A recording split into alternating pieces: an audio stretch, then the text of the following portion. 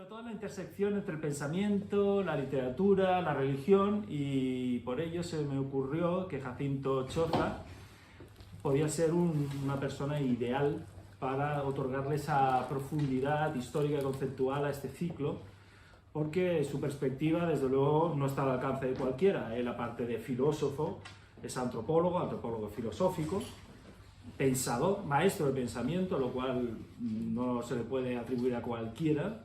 Es una persona que ha sentado cátedra, ha generado escuela y que no solo imparte lecciones docentes, sino que además lecciones de vida, si se puede decir así. Y en sus libros se percibe este pálpito humano, ¿no? Y es un saber que no todo el mundo practica hoy en día.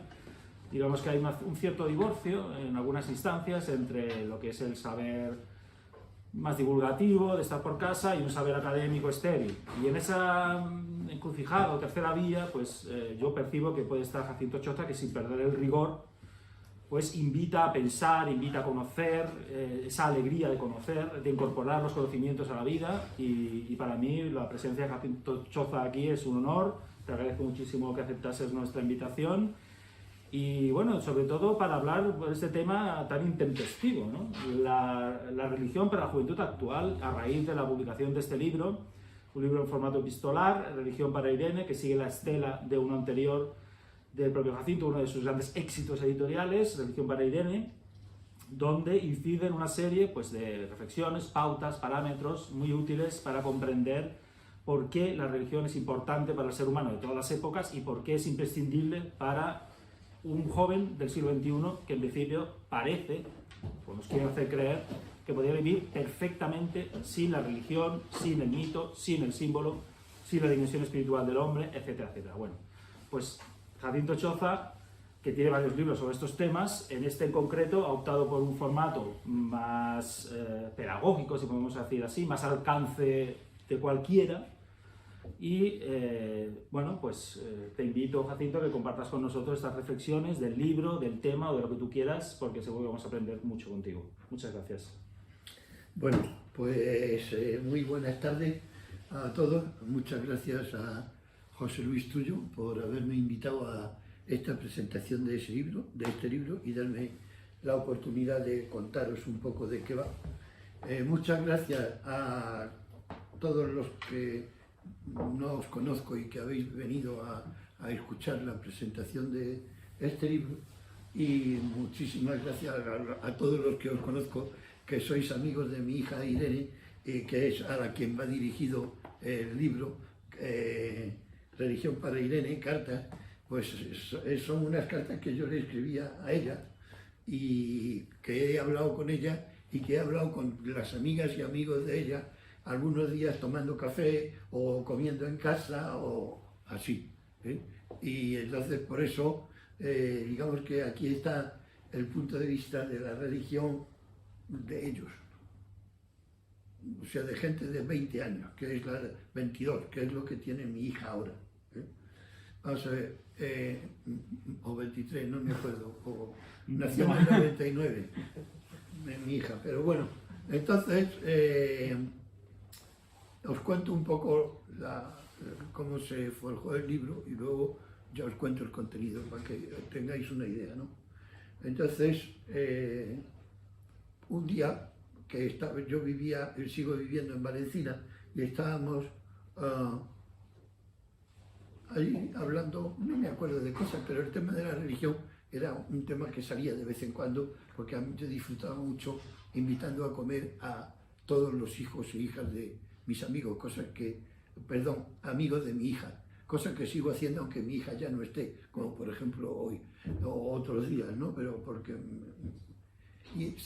salió el tema de la religión y hablábamos de eso, y entonces yo le dije: Irene, escribiré un libro que voy a titular Las celebraciones de Irene, para que tengáis una idea de qué es la religión, porque en realidad la religión son estas celebraciones que tenemos ahora, y pues sería el cumpleaños de Julia, o a lo mejor habíamos puesto una vela y una tarta o lo que fuera, ¿no? Celebraciones de Irene, y le voy a poner al libro porque en realidad la religión son las celebraciones. Y ella me dijo, no, papá, no escribas el libro poniendo celebración de Irene. Pon lo que habías dicho, religión para Irene, y que la religión son las celebraciones, eso lo cuentas en el prólogo, para que de esa manera nosotros podamos saber lo que es la religión. Y dije, pues buena idea. Y entonces en la primera carta cuento eso. La primera, y que por eso se llama así. Y entonces, luego el libro pues lo dividí en 4 partes, que son las 4 partes que tiene la religión, y son como 4 capítulos que tiene el libro, que son las que están puestos en la contracubierta, y que si os leo los titulares de esas partes y que luego ya menudearé en ellos, os hacéis un poco una idea de cuáles son las partes de la religión, ¿no? ¿Qué es la religión y por qué resulta una cosa antigua y extraña? Y esto lo puse así porque un primo hermano mío que tiene mi edad, un día hablando, porque yo soy profesor de filosofía de la cultura y explico, tengo escrito libros sobre filosofía del arte, filosofía de la cultura, filosofía de la religión, y uno de esos, cuando se lo di a mi primo, que él lo cogió y lo miró y me dijo, la religión, y me dice, fíjate las cosas que creíamos antes, me dijo. Y yo me quedé así, un poco asombrado, ¿no? Como, dice, fíjate antes, como si eso ya fuera una cosa ¿no? Y dije, sí. Y digo, bueno, ¿por qué mi primo dijo eso? Porque la religión resulta una cosa antigua y extraña. Y mi primo puede decir, fíjate lo que creíamos antes. 2. ¿Cómo cambian las celebraciones desde que se inscriben en los registros de los templos, hasta que se inscriben en el registro civil? ¿Qué pasa a la religión? Pues uno de los grandes cambios más grandes de la religión es que los bautizos y las bodas y las defunciones dejan de escribirse en la sacristía y se escriben en el registro civil. Y eso es un cambio muy importante para que la religión cambie. 3. ¿Cómo cambia la moral, sobre todo en lo referente al sexo, desde los tiempos de los imperios y las monarquías hasta las declaraciones de los derechos humanos? Bueno, que también influye en su religión. 4. ¿Cómo cambian las creencias desde que se formulan y proponen del mismo modo para todos, hasta que cada uno encuentra su camino propio hacia allá? 5. ¿Cómo es la oración desde que todo el mundo la hace a la vez, en el mismo lugar y con las mismas palabras? Por ejemplo, el Padre Nuestro que dice el cura al otro, hasta que cada uno lo hace donde quiere y como quiere, por su cuenta.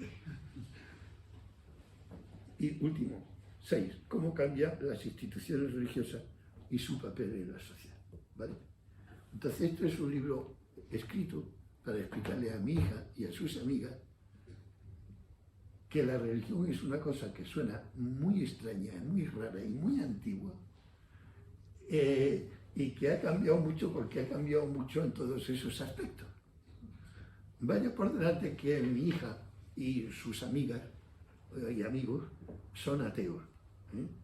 Entonces, o por lo menos, yo no sé qué sentido eso tendrá para permitir que os hable de tú, para vosotros. Pero para ellos, de 22 años o tal, ateo quiere decir, no sé lo que quiere decir, y ellos tampoco, y en este libro no se aclara mucho tampoco, pero quizá algo sí, pero por lo menos utilizan esa palabra. Y bueno, entonces yo digo, bueno, vamos a ver, le quería explicar a mi hija, y es lo que he escrito y os cuento a vosotros, ¿no? Por qué, digamos, ha cambiado tanto la religión y qué era la religión cuando era una cosa que era interesante, ¿no? Y bueno, también como yo soy profesor de Filosofía de la Cultura, a mis alumnos en clase, cuando explico la asignatura de Filosofía de la Cultura, pues explico también qué es las 8 grandes ramas de la cultura, que es la religión, política, el derecho y la economía, y luego la técnica, la ciencia y el arte, y qué relación tienen entre sí, y por lo tanto explico también qué es la religión, ¿no?, en la clase. Y entonces les explico que la religión es como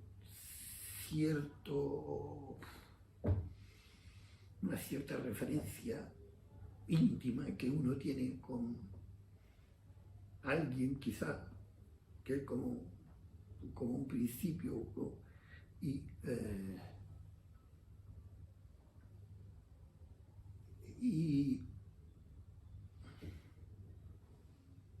con quien se encuentra como a gusto y le cuentan las cosas más íntimas y le pide. Y ya está. Y que si la religión no es eso, no es nada y no vale la pena. Y que si la religión, pues es eso, entonces sí. Entonces eso mis alumnos lo entendían. Y digo, dice, bueno, y entonces, ¿y eso cómo se hace? Y digo, no sé, porque eso depende de que cada uno, pues en su intimidad, pues tenga eso, salte esa chispa y hable con... No me atrevo a decir la palabra Dios porque la palabra Dios tampoco suena muy mal y tiene una multitud de significados muy tremendos, muy variados, ¿no? Pero a veces se puede usar porque es clara y tal, ¿no? Y entonces el chaval que estaba en la clase me decía, ya bueno, pero algo más nos dirá de la religión, ¿no? No nos va a dejar usted así, ¿no? Y digo, pues sí, lo siento, no te puedo decir otra cosa.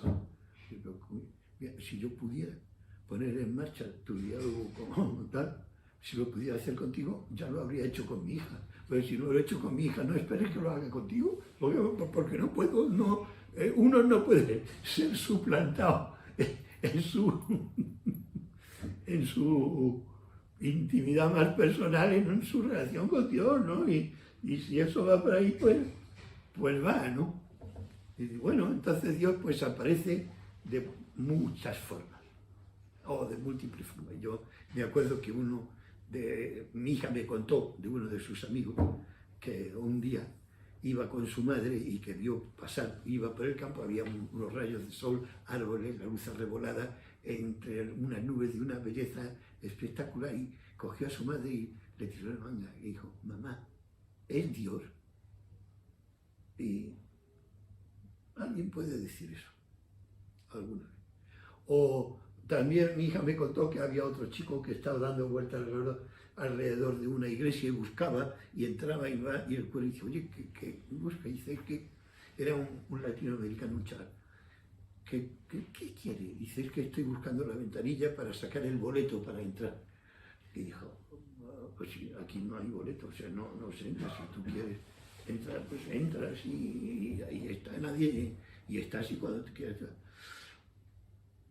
O sea, hay toques así que uno puede tener por la belleza de un paisaje, por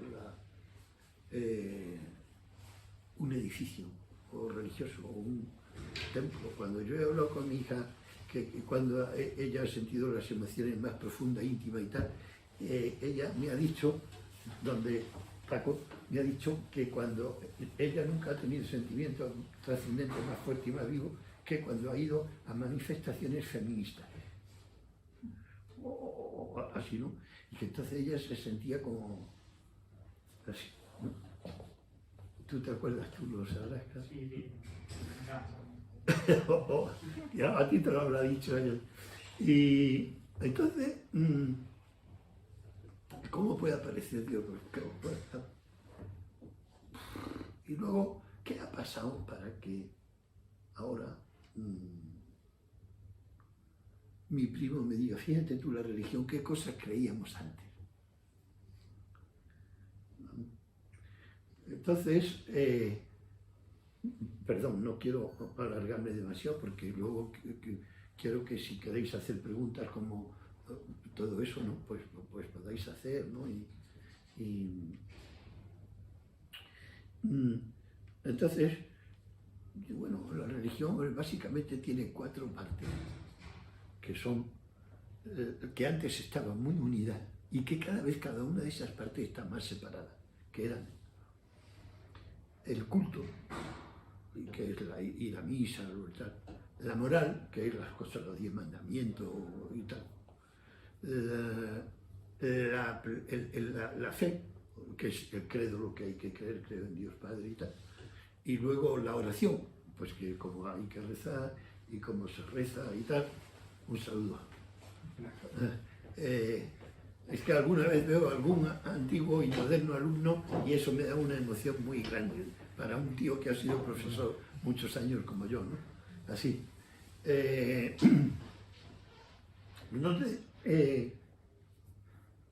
bueno, esos eran parte de la oración, que cuando la oración, digo, de la religión, digamos que cuando hay un tío en el siglo XVI que sistematiza la religión, bueno, vamos a ver qué es la religión y vamos a ponerla en cuáles son sus partes y por orden para enseñarla, dice, pues la religión es esto, tiene estas 4 partes, ese sujeto que hace eso se llama Martín Lutero y lo que escribió le dio el nombre de catecismo.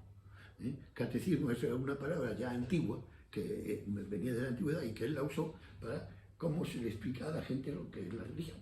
Y entonces él lo explicó y le dio un orden que no es exactamente el que yo le he dado del culto, la moral, la fe y la plegaria, pero básicamente eso. Y luego los alemanes son muy buenos sistematizando y Lutero hizo una sistemática muy buena, y lo ordenó muy bien y dice, bueno, sí, pues la religión es eso, ¿no?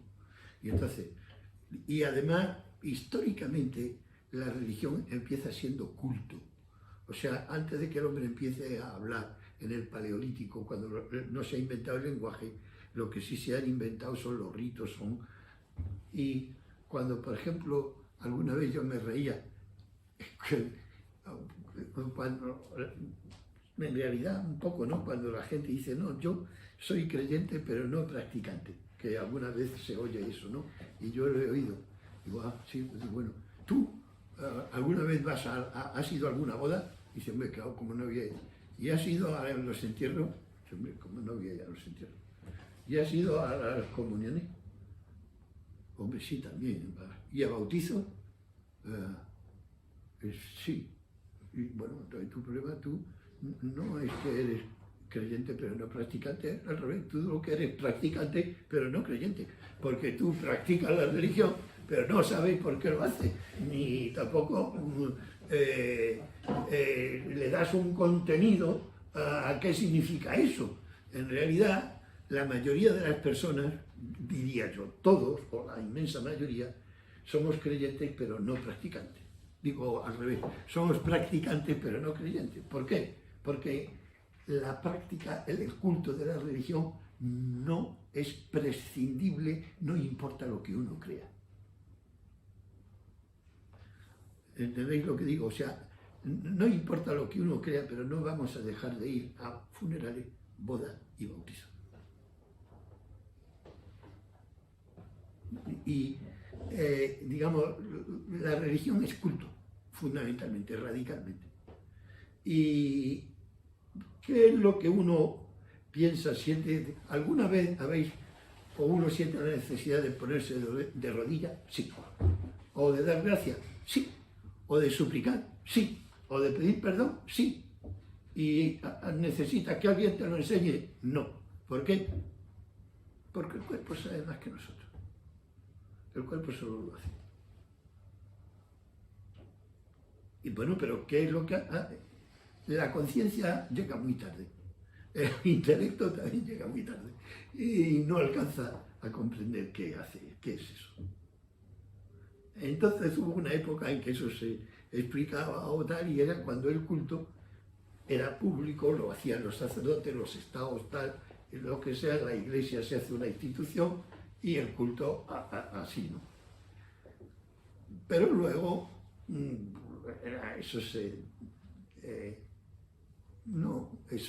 la parte de lo que es culto se separa de todo lo demás, ¿no? Y entonces, hombre, las bodas depende mucho más de los hoteles que de la conferencia episcopal, que del Palacio Arzobispal, ¿no? Y los funerales dependen mucho más del tanatorio y del cementerio que de la parroquia, ¿no? O sea, pero eso es lo que se refiere al culto, ¿no? Pero fíjate tú las cosas que creíamos antes, ¿no? ¿Qué es lo que creíamos antes? Porque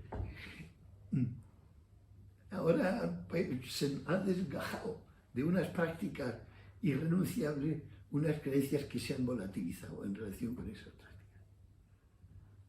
¿No os parece que es así? Y yo a mi hija se lo cuento así, a mi hija y a sus amigos, o se los cuento así, ¿no?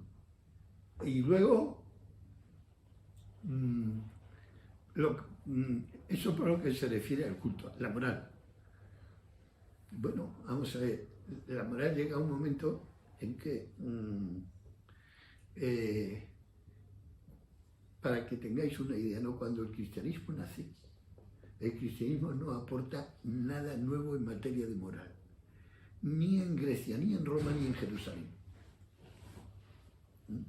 O sea, en Jerusalén pues, hay la ley de los 10 mandamientos, que hemos estudiado todo el decálogo, y la moral, básicamente que nosotros tenemos y que Occidente tiene y tal, es básicamente una moral cristiana. No, bueno, vamos a ver, me gustaría explicaros eso, ¿no?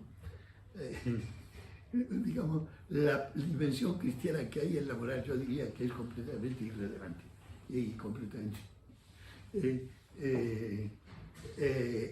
vamos a ver, la moral, lo que ahora entendemos por moral cristiana, básicamente, desde un punto de vista cultural y desde el punto de vista del sentido que tiene, es el tipo de vida que llegan a acordar los hombres como conveniente cuando empiezan a vivir en ciudades.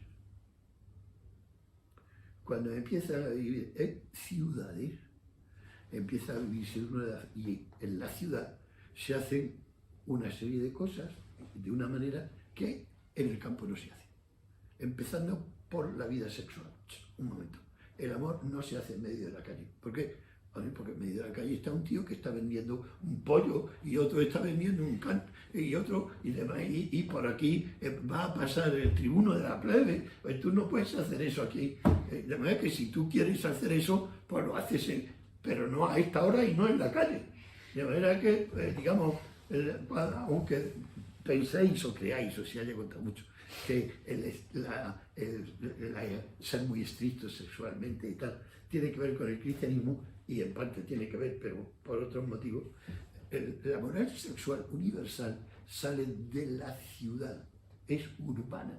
Y de hecho, si a alguien le da por estudiar eso, en derecho romano hay un sistema de leyes que se llaman las leyes Julia. Julia se llaman por Julio César, que es el primero que las inicia antes del imperio. Daos cuenta que en Roma se prohíben las bacanales. Las bacanales son festividades de la fecundidad sexual agraria en los campos, donde se hace el amor sobre los surcos, para que efectivamente haya fecundidad de las plantas y hay más celebraciones. ¿Por qué? Dice, oye, aunque usted puede hacer eso en los surcos después de haber plantado el trigo, pero aquí en medio de la Vía Apia usted no hace eso. ¿Por qué? Pues porque por la Vía Apia tiene que pasar mucha gente y muchos caballos, ¿no? Y usted no puede estorbar eso, ¿no? Así de simple, vamos, ¿no?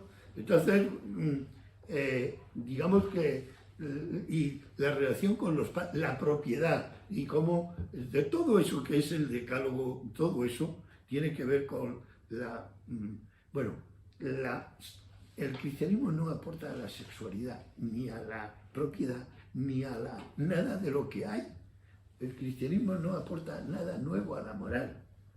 Insisto, ni en Grecia, ni en Roma, ni en Jerusalén, ni en ningún sitio de eso. Y ahora, cuando he dicho que el cristianismo, mejor dicho, el catolicismo, aporta a la moral es completamente irrelevante. ¿Por qué? Porque para la mayoría de nosotros, los seres humanos que vivimos en ciudades, la moral verdadera y buena son los derechos humanos. Eso es el reconocimiento y la proclamación de la dignidad del hombre. Y entonces, y por lo tanto, sí o no, bueno, podéis darle muchas vueltas, pero los derechos humanos salen directamente de las obras de misericordia y de la bienaventuranza del Evangelio.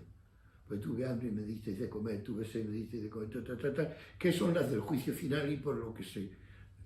¿Vale? De ahí salen los derechos humanos, aunque en la historia de la Iglesia los derechos humanos se proclaman en contra de la Iglesia porque la Iglesia, los estados en esa época son confesionales. Y el Estado confesional es confesional católico. Y cuando los estados quieren proclamar los derechos humanos, quieren la desconfesionalización de los estados, para que adquieran una autonomía las conciencias individuales. No sé si se entiende esto, igual es muy... ¿Entendéis lo que quiero?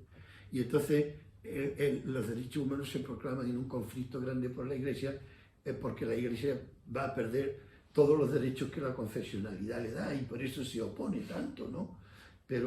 Y por eso además la Iglesia no reconoce la raíz evangélica de esos derechos humanos, hasta bien entrado el siglo XX, la Iglesia católica en el Vaticano II. ¿No? Pero los derechos humanos tienen, y esa es la moral evangélica, cristiana y católica y tal.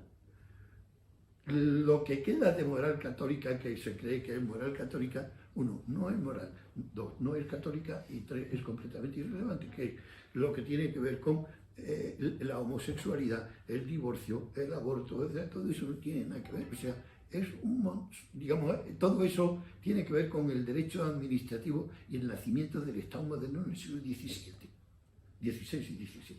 Bueno, y no tiene que ver con la moral católica, ni con la moral cristiana. De manera que, ¿qué es la moral para la mayoría de nosotros? ¿Y qué es lo que nos parece mal? ¿Qué es la moral? Los derechos humanos. Eso es la moral. No es que si son homosexuales pues no pueden... no, es que eso Dios no lo puede conseguir. Pero a Dios le da lo mismo, de verdad que Dios no mete la cabeza entre la sábana de lo que le pasa, le da igual, ¿no? Y a nosotros y a vosotros os debería dar lo mismo también, ¿o no? ¿No podéis vivir sin saber lo que pasa entre las sábanas de los demás? ¿O sí? ¿O os importa mucho? ¿Qué más da, no? ¿O qué tiene que ver eso con el bien y el mal? Lo que pasa es que uno dice, no, es que eso ha sido así toda la vida. Un momento, toda la vida. Desde 1642, que es el decreto Tamesi del Concilio de Trento, ¿no? Perdón, 1560 y 22, que es cuando se le da forma al matrimonio y cuando se establece todo un sistema normativo y luego lo que se refiere a la fe. Lo mismo que se ha privatizado la moral. Privatizarse la moral quiere decir, para que os hagáis una idea, en los derechos humanos, en la moral sexual, los derechos humanos lo que significa es que hay una privatización de la moral, que lo que haga la gente con el sexo al Estado le trae sin cuidado. O digamos, oiga, mire usted, que es que este señor es, es hijo ilegítimo y por lo tanto, como no es legítimo, él me ha engañado y me debe pagar y tal, no ha hecho el sexo como debería haberlo hecho. Bueno, un momento, vamos a ver. La privatización del sexo quiere decir, se acabó la diferencia entre hijos legítimos e hijos ilegítimos, se acabó para siempre. ¿Qué quiere decir? Porque ¿sabéis lo que es un hijo ilegítimo? Un hijo ilegítimo quiere decir que no tiene padre, que no tiene madre, que no tiene apellido, que no... Bueno, eso es una cosa que existía hasta la reforma del derecho de familia en España de 1981 y en Europa hasta la revolución sexual de los años 60, que en España, como está Franco, hasta que no muere Franco, digamos, no se lleva a cabo la revolución sexual, que es en el 81. La reforma del derecho, que no hay hijos, no hay diferencia. Es pasar la máxima de la caída del antiguo régimen, todos los hombres son iguales, pasarlo a la fórmula, todos los hijos son iguales. Oiga, pero es que todos los hijos son iguales, porque es que este hijo, mi mujer lo ha tenido mi marido no puede ser igual que mi hijo, que era en un momento. Sí puede ser igual. Todos los hijos son iguales. Eso se llamaba antes, el hijo ilegítimo, antes se llamaba en el Quijote hijo de puta. Y esto, que muy importante, además de ser un insulto, es un estatuto jurídico. Hijo de puta es el estatuto jurídico del que no tiene padre, no tiene apellido, no tiene herencia, no tiene trabajo, no tiene donde caerse muerto. Y por eso es un hijo de puta. Y eso es un hijo ilegítimo.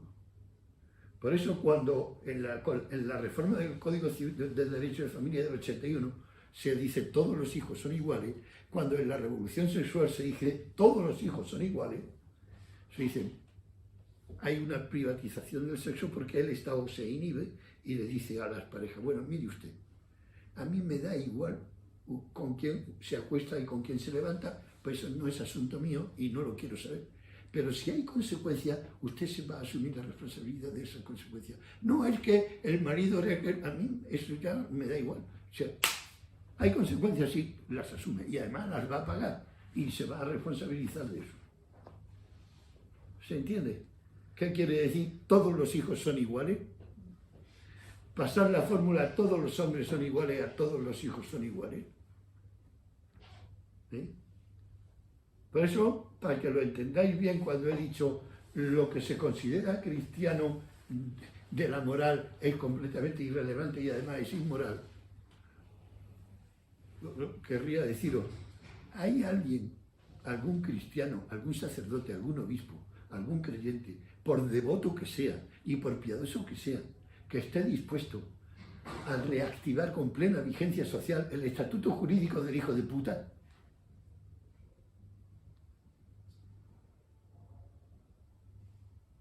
¿Hay alguien dispuesto a eso? Pues eso es la moral cristiana. Digo, no, es que la familia cristiana, la gente que habla de familia cristiana no sabe de qué está hablando. Pero es que eso es digamos que no sabe, porque no saben historia, derecho administrativo, derecho del Estado, cómo ha pasado todo eso. Y el derecho tiene que ver con el modo de tratar bien cada uno de los demás según los valores que en cada momento están vigentes. En las sociedades actuales y contemporáneas los valores vigentes son los proclamados en los derechos humanos. Y en buena parte de la Iglesia Católica los valores vigentes son los valores del antiguo régimen, donde no todos los hombres son iguales y todos los hijos tampoco. ¿Os dais cuenta? De que eso solo pasa en la Iglesia Católica. ¿Por qué? Pues porque en la luterana no pasa, en la anglicana tampoco, en la presbiteriana tampoco y tal. ¿Por qué?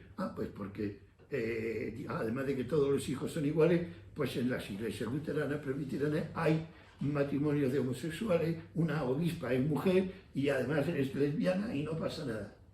¿Por qué? Porque eso corresponde al reconocimiento de la dignidad de los derechos humanos, tal y como está proclamada en las declaraciones de derechos humanos. ¿De manera que las iglesias cristianas en la moral proclaman y reconocen eso? Sí. ¿Todas? No. La católica no, pero las demás sí. En la católica hay alguien que quiera apoyar eso, ¿no? Sí, el Papa Francisco.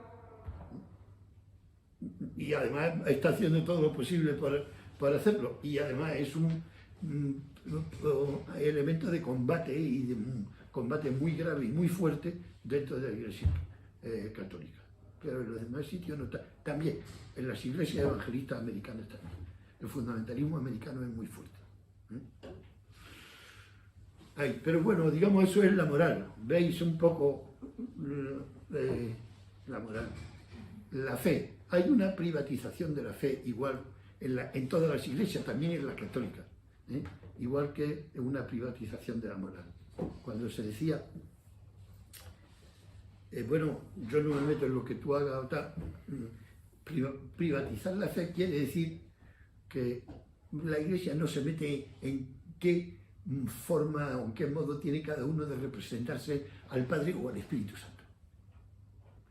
Cuando Ernesto Cardenal, presidente o exobispo, presidente de Nicaragua, guerrillero, tal, y que cuando Juan Pablo II fue a hacer la visita, él lo esperó en el aeropuerto, se arrodilló y tal, y entonces él, que entonces era representante de la teología de la liberación y tal,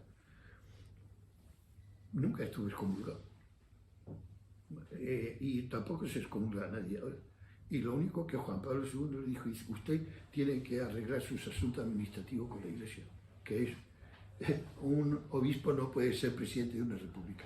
De verdad que si usted es eso, tiene que arreglarlo. Privatización de la fe quiere decir que no se excomulga a nadie, porque diga lo que, pues, más bien, bueno, pues o se margina o no se le enseña, o no se le deja que enseñe, pero bueno, se le deja que la gente viva en paz lo que cree, ¿no? Y la oración, pues que cada uno pueda rezar y vivir. Bien, yo eso es lo que le he enseñado a mi hija. Cuando hablaba con sus amigas en las comidas o tomando café o en los desayunos y les preguntaba mucho, decía, me acuerdo de una conversación, ¿referís que la Iglesia y que la religión esté representada por una institución o que no esté representada por ninguna institución? Y mi hija me dijo, no, que no tenga ninguna institución, que cada uno haga lo que quiera y ya está. Y me acuerdo que su amigo dijo, no, yo creo que es mejor que esté representado por una institución. Y a mi hija digo, ¿y por qué crees que quieres que te... Dice, porque si la Iglesia la caga, se le puede pedir cuentas a alguien. Y entonces, y al amigo le pregunté, no, ¿por qué? No, ella decía, porque si la Iglesia la caga, no se le echa la culpa a Dios y Dios no carga ni la moral ni nada. Y el amigo con el que desayunaba, ¿y tú? No, yo creo que alguien debe, y la Iglesia debe estar institucionalizada. ¿Por qué? Porque si alguien la caga, hay alguien a quien se le puede pedir cuenta y decir, oye muchacho, ha habido 300.000 casos de abusos sexuales, págate. o lo que sea, vamos, ¿no? Pero, de todas formas, la Iglesia se desinstitucionaliza cada vez más. La gente vive la religión de una forma cada vez más privada. Tanto si va a la Iglesia como si no va, o un poco. ¿Por qué? Porque las formas institucionalizadas de la religión pertenecen mucho al pasado. Y eso es lo que decía mi primo cuando dice lo que creíamos antes. Se decía, vivíamos adheridos a las instituciones. Y por eso ahora la religión nos parece completamente prescindible e innecesaria desde el punto de vista de las instituciones. ¿Por qué? Porque no celebramos los bautizos en las iglesias, sino en los hoteles. No inscribimos a los recién nacidos en la parroquia, sino en el registro civil. No inscribir de manera que la religión, desde el punto de vista institucional, es perfectamente prescindible. A lo mejor, desde el punto de vista íntimo y personal, pues es como una nostalgia de algo que se perdió, ¿no? Pero la nostalgia de algo que se perdió ya es una cosa que lo tiene que resolver cada uno por su cuenta, ¿no? Que yo no se lo puedo resolver a mis alumnos en clase, lo puedo contar así, pero no se lo puedo resolver en clase a mis alumnos, ni a vosotros aquí tampoco, ¿no? Sino puedo decir, yo creo que esto ahora mismo es así y creo que pasa es eso, y así funciona. Bueno, pues yo con esto he terminado de presentar el libro, que he empleado 40 minutos, he dicho un poco de qué va, y os vuelvo a dar las gracias por haberme escuchado este rato y haber acudido aquí, y yo estaré encantado de de que hagáis las preguntas que queráis sobre el tema. O temas relacionados. Preguntas o comentarios también, ¿no? Claro, bueno, claro, y refutaciones de lo que yo he dicho. O sea que alguien me puede llamar ateo y no pasa, o sea, yo muy bien, yo puedo aceptar que si alguien me llama ateo, descreído, perverso, irreverente y tal, pues bueno, me lo han llamado muchas veces. O sea que no pasa nada porque me llaméis eso, ¿eh? Y porque lo creáis, digamos, ¿no?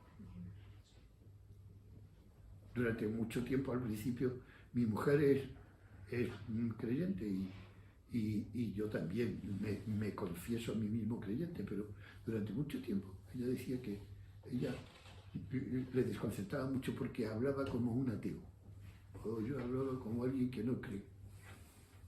Y también algún amigo que le daba libros para que me leyera, para que me hace. Dice, bueno, es que cuesta mucho leer un libro tuyo porque uno nunca sabe tú de qué parte estás. Y, o sea que un poco tengo conciencia de que mi punto de vista es un poco confuso, o para muchas personas, claro, ¿no? Ánimo. Seguro que tenéis algo que comentar. No creo que os haya dejado fría la exposición de Jacinto. Sobre todo Jacinto me ha llamado mucho la atención.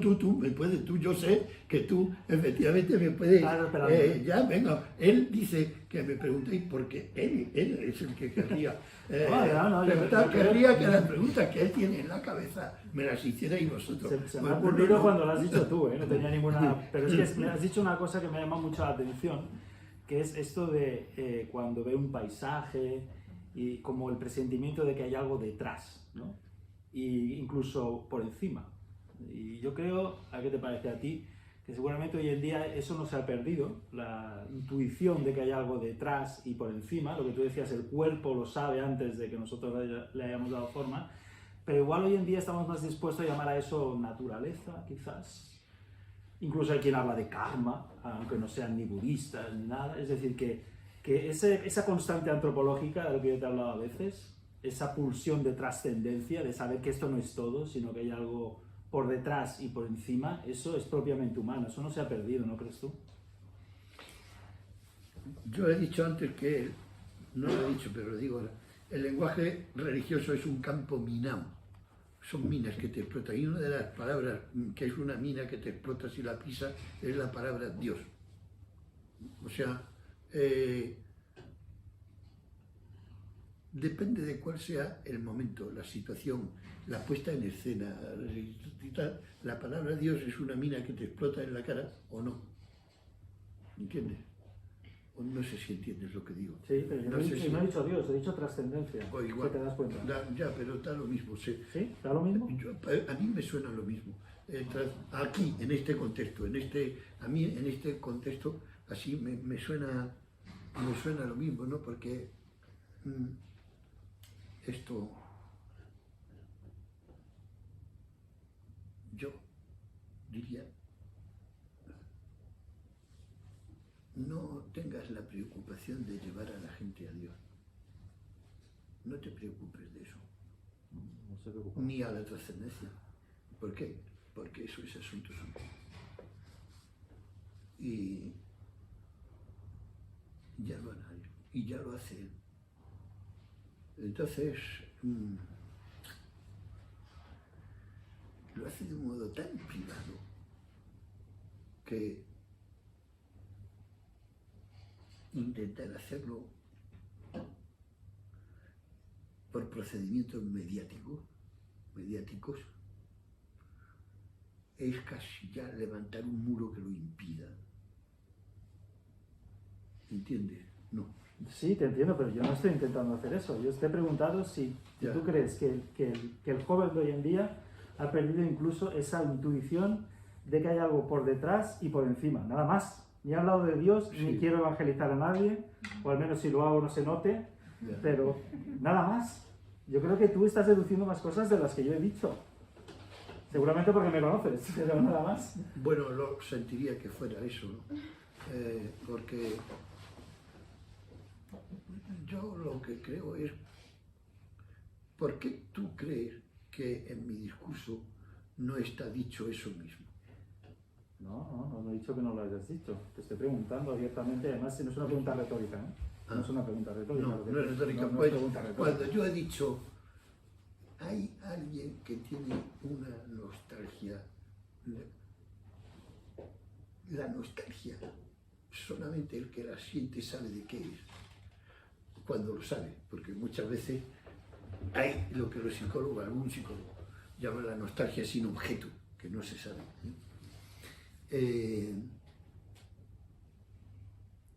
Y la brújula para navegar entre la nostalgia la tiene el que tiene la nostalgia. A no ser que te cuente a ti muchas cosas de las que tú sientas y digas, bueno, yo una vez tuve, me parece, o viví algo así y tal, y eso sí, ¿no? Pero si no, verás, hombre, luego no, hay otras cosas más que tú. Dios está de moda, la religión está de moda. Desde cierta perspectiva y desde cierto punto de vista, tú puedes decir, bueno, pues el tema de Dios, la religión y tal, es una cosa que no, que se rechaza, pues mi hija y todos sus amigos pues son ateos y dicen tal y lo dicen eso, y eso es verdad. Y tú vas a ambientes en la facultad, por ejemplo, yo, en mi facultad, yo siempre he sabido que mis alumnos eran ateos, todos, ¿no? ¿Qué quiere decir eso? Hay una cosa como sutil, como que no, difícil de... Hay una serie de cosas en las que todos estamos de acuerdo y sabemos que no se deben ir contra de ellas, que no es lo políticamente correcto, sino que es lo que Karl Mannheim, que es un sociólogo que yo admiro mucho, llamaba la interpretación pública de la realidad. O sea, la interpretación pública de la realidad es el acuerdo sobre una serie de valores o elementos o paradigmas que no, mejor no mencionar porque no pertenece a la administración, a la interpretación pública de la realidad. O sea, en el sentido de decir, yo es mejor que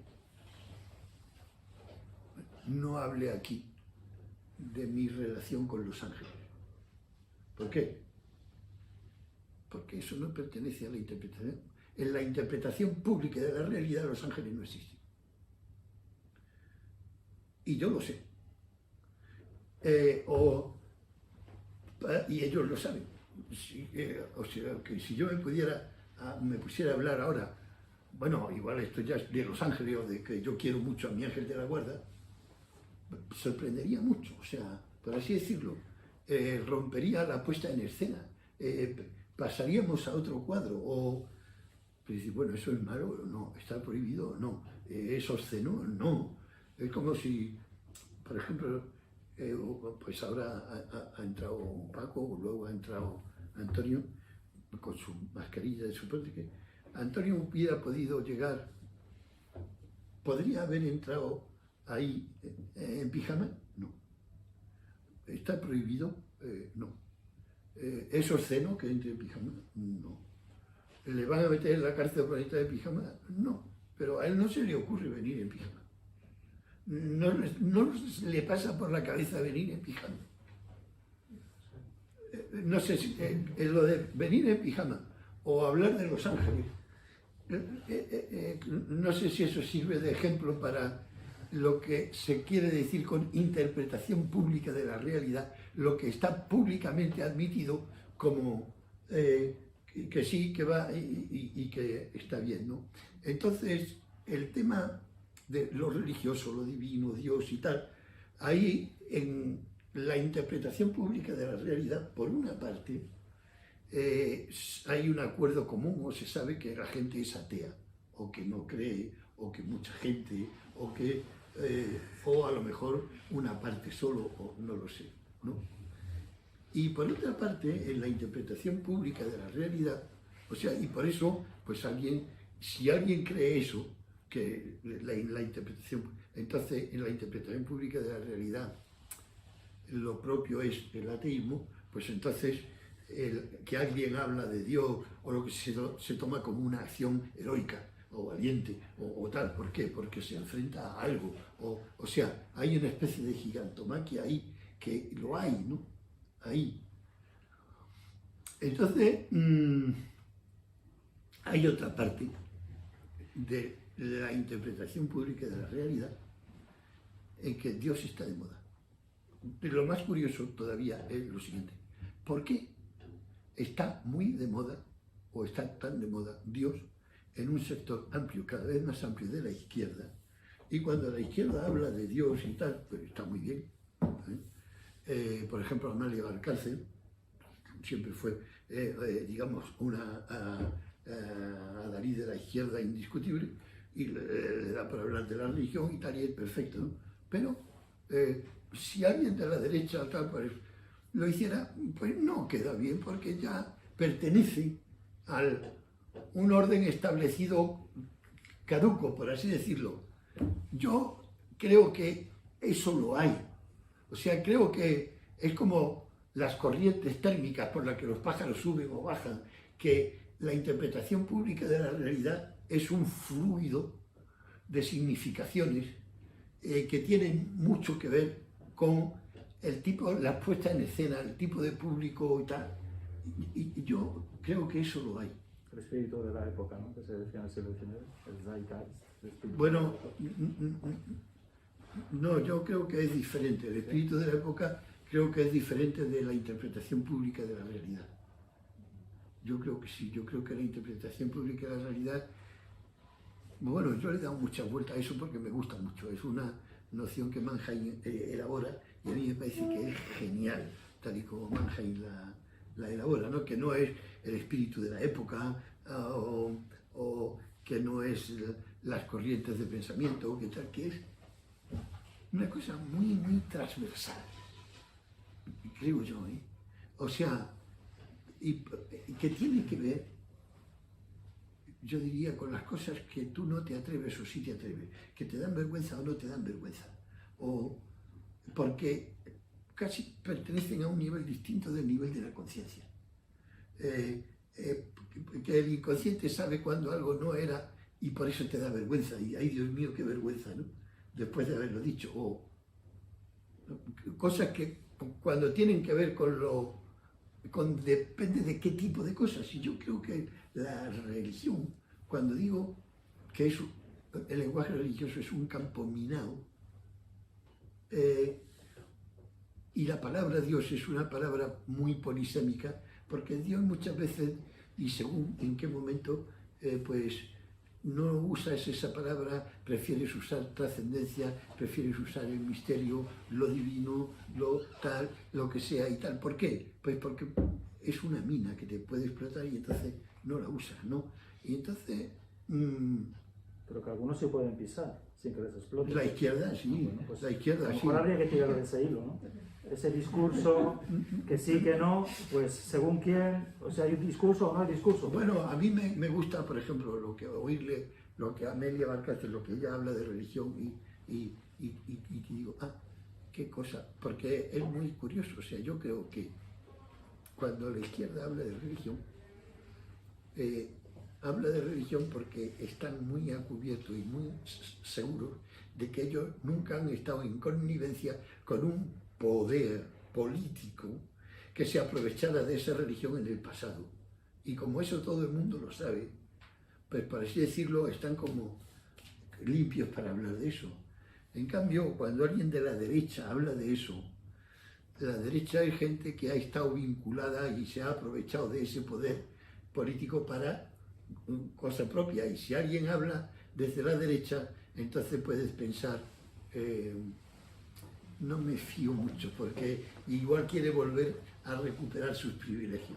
Yo no sé, Paco, ¿tú me entiendes lo que estoy diciendo? No, Paco Márquez. Es que con él he hablado mucho. Paco es físico y tiene 23 años, 24. Pues bueno, y yo es de las personas de las que hay aquí, pues es de las con quien más he hablado de él. Es, bastante ateo, como mi hija, en el sentido de, aunque también, por ejemplo, perdóname y permíteme que lo cuente como... O sea, Paco, El amigo era yo, la mayoría de las veces. o sea, Paco es ateo, ¿eh? Entonces, y siempre lo ha dicho, ¿eh? Como mi hija, siempre ha dicho. Y entonces él cree que la religión debe estar institucionalizada porque cree que se le puede pedir cuenta a alguien cuando, así, ¿no? Entonces yo me acuerdo un día una conversación con Paco y cómo perdió la fe y cómo, porque yo andaba dándole vuelta. Hay un filósofo que se llama Wittgenstein que tiene un estudio muy bonito titulado ¿qué es lo que uno pierde cuando pierde la fe? Pero claro, la fe no se pierde como se pierde una cartera o una bicicleta, ¿no? Como ¿qué se pierde la fe? ¿Qué es lo que uno pierde cuando pierde la fe, ¿no? Y Paco me contó que en realidad él, más que perder la fe, que lo que hizo fue decirle a Dios que a partir de un determinado momento ya no iba a ir más a la iglesia ni a nada. ¿A partir de qué momento? Cuando estaban preparándose, y él preparándose para la confirmación. Él había hecho la primera comunión. Y entonces después de la comunión, pues que hizo. Y luego se preparaba para la confirmación.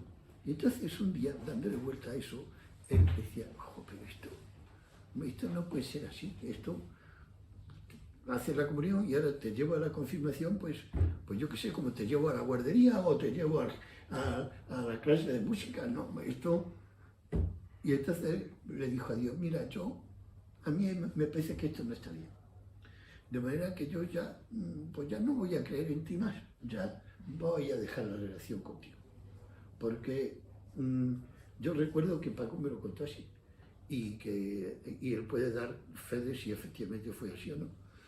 Y dijo, pues sí, yo lo dije, y se lo dije así a Dios, tranquilamente, y luego ya a partir del día siguiente, pues ya dejé de practicar y no sé si me dijo de creer o tal, ¿no? Entonces, ¿qué o quién es para Paco lo que puede ser designado con la palabra Dios? Pues digo, depende de dónde y cuándo designes esa palabra, significa una cosa u otra para él. Creo yo. Entonces, ¿por qué? Porque él y yo hablamos de Dios muchas veces. Sí, nos desayunamos 20 veces. Este Paco que tú me comprimentes. Sí, es ese Paco. ¿Dónde está lo trascendente en el mundo del metaverso? Que es lo que te está preguntando en realidad. En la nube, seguramente. Yo... Bueno, pero tú tampoco has entendido su contestación. Es complicada. Y dice, mística, es cuanto hables ya desaparece, ¿no? Sí, ahora he entendido. Si él pregunta dónde está Dios en el mundo del metaverso, o sea, ¿dónde está Dios en los parámetros culturales vigentes actualmente? Mi respuesta es no lo sé. Un momento, pero la cosmología del siglo XXI está abriendo unos amplios espacios para situarlo muy... Pero en el momento en que lo identificamos, pues ya no, verás. ya se desvanece. O sea, culturalmente sigue teniendo un lugar. Ahora mismo no tiene un lugar culturalmente Dios, que es por lo que no te había entendido tu pregunta. Pero si es eso lo que tú preguntabas, culturalmente ahora mismo Dios no tiene un lugar, yo creo que quizá no, y entonces lo buscan, y entonces pues lo trascende, se apela a eso, tal, la gente de la izquierda tal, y la gente de... yo lo que te he contestado es decir, esa pregunta es muy peligrosa porque ahí lo que está en juego es ¿cuánto poder va a tener la Conferencia Episcopal Española? Sí. Quería hacer una pequeña reflexión. Decía, creo que, se le atribuye a Chesterton, converso inglés al catolicismo, una frase que dice, si uno no cree en Dios, puede caer en cualquier cosa. Entonces creo que en parte, voy a ser un poco abogado en este caso del diablo, ¿no? Creo que la gente busca algo, porque el término Dios, aunque sea policial, como usted ha dicho, digamos que está en toda la antropología humana. O sea, hay una figura trascendente, se puede llamar pajarito, el cielo, se puede llamar cualquier cosa, ¿no? Sin embargo, creo que hay no sé cómo explicarlo, una carencia de fe en el sentido de que la gente necesita, por un lado, tener a Dios, o lo que sea, una figura trascendente, pero por otro lado no quieren tampoco institucionalizarlo dentro de la iglesia, y entonces buscan para acá, para allá, y puede ser un partido, un equipo de fútbol, Dios, o puede ser, no sé, otra gente de sexo, o cualquier cosa. Luego sí creo yo, lo que usted ha dicho de la moral, que es privada, por supuesto, estoy de acuerdo con eso. Sin embargo, la fe creo que no es privada. No puede ser privada nunca, porque entonces va contra su naturaleza. De hecho, podría decir, no lo dice ya la Iglesia, que creo que la Iglesia puede decir lo que quiera, ¿no? Pero lo dice, por ejemplo, Cristo, creo que una frase histórica que tiene, lo que habéis escuchado aquí, proclamarlo en las terrazas. No creo que eso tenga mucho que ver con lo privado, entiendo yo, ¿no? Y ya digo que no me pongo de parte ni de la creencia ni de la no creencia, no es simplemente una reflexión que hago, ¿no? Nada más, ¿no? Yo estoy muy de acuerdo con todo eso, porque después de lo que ha dicho Paco Ortega, y voy entendiendo cada vez más lo que era la pregunta de José Luis, hace falta algo cultural, y hace falta algo para tener un poco de cobijo, ¿no? Porque si no los espacios siderales son demasiado desapacibles, ¿no? Y es bueno, ¿no? Y lo que tú dices es así, hombre, su Dios puede ser el Betis, pero más fácil que el Betis es que sea el Gran Poder, o que sea la Macarena, ¿entiendes? O sea...